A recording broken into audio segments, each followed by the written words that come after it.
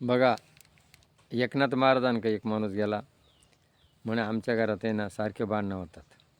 बघा आज आहे ना, आज या कलियुगामध्ये विज्ञानाचे साधनं आले आणि हे जे 6 विकार आहे हे पाठीमागं आले आणि त्याच्यामुळं त्या पूर्ण होती नाही आणि मग प्रत्येक घरात नवरा बायको सारखे भांडणं चालू आहेत.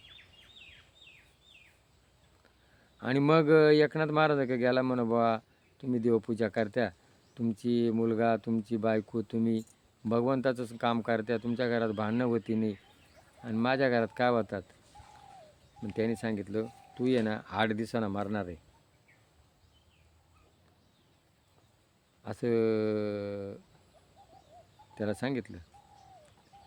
आणि मग तो घरी गेला, काही जगातून मरायचं आहे आणि त्यांनी विषय सगळं शांत राहिला, तकतक सगळी सोडून दिली आणि मस्तपैकी घरात राहिला.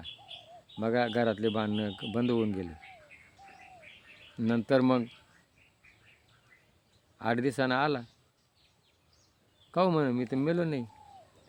म्हणून मग तू काय केलं. काय नाही म्हणून मग आता मारायचं मग काय भांडायचं काय विषयच नाही आहेत ना. मग जे तुला कळलं ना तेच आम्हाला कळलेलं आहे. मरणाचे स्मरण करा रे.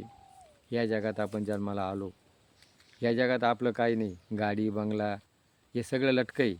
लटिका व्यवहार सर्व हा संसार वाया इरजार हरिविन.